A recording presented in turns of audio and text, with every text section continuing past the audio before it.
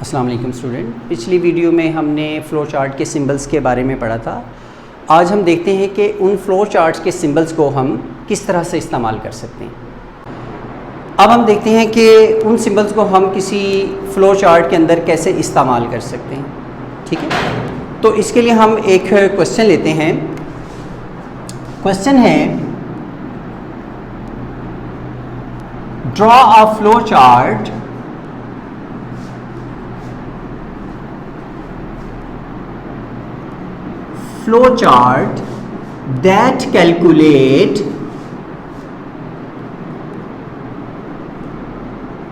that calculate area of a rectangle.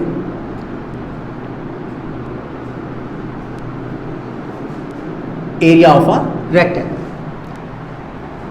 अब देखिए student, अगर हमने किसी रेक्टेंगल का एरिया फाइंड करना है तो पहले हम सोचते हैं कि उसके लिए हम क्या क्या चीज़ें रिक्वायर्ड होंगी।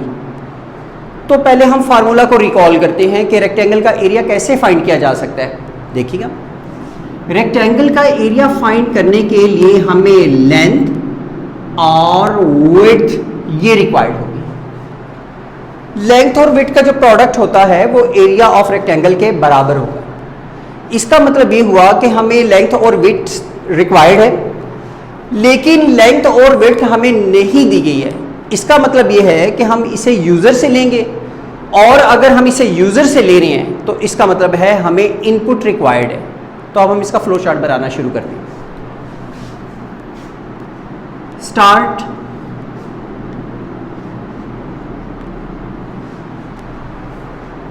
अब देखिए, हमें लेंथ और विड्थ रिक्वायर्ड है जो कि इनपुट है, लिहाजा हम इनपुट का सिंबल बनाते हैं, पैरेललोग्राम ड्रॉ करते हैं, और यहां पे हम लिखते हैं इनपुट लेंथ विड्थ। अब लेंथ और विड्थ दोनों हमारे पास आ गई हैं। अगर लेंथ और विड्थ हमारे पास मौजूद हैं, इसका मतलब है अगर हम उनको मल्टीप्लाई कर दें तो हमारे पास एरिया आ जाएगा। अगर आप देखें तो लेंथ और विड्थ जब मल्टीप्लाई हो रही है, इसका मतलब है कि ये एक अरिथमेटिक ऑपरेशन है, और अरिथमेटिक ऑपरेशन का मतलब है प्रोसेसिंग। फ्लो लाइन हम ड्रॉ करते हैं, प्रोसेसिंग को हम एक रेक्टेंगल से डिनोट करते हैं।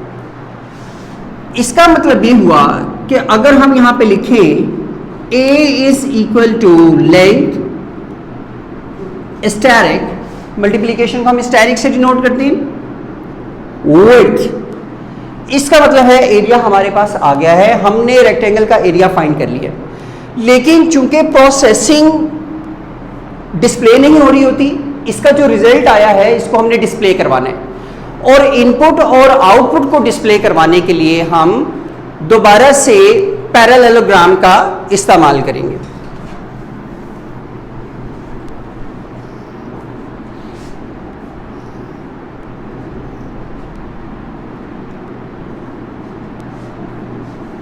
प्रिंट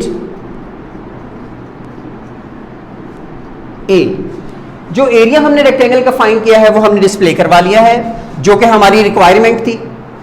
तो अब देखिए, चूंकि हमारी जो असाइनमेंट है वो पूरी हो चुकी है, अब हम क्या करते हैं, यहां पे इसको स्टॉप कर देते हैं। अब अगर आप देखें तो हमने क्या किया, जो गिवन हमें एक टास्क था उसके मुताबिक हमने जो प्रॉब्लम है उसको हमने एक फ्लो चार्ट के जरिए शो किया है। ठीक है स्टूडेंट, अभी हम इसको इंशाल्लाह ताला अपने नेक्स्ट लेक्चर में डिस्कस करेंगे कि हम कैसे फाइंड कर सकते हैं। अल्लाह हाफ़िज़।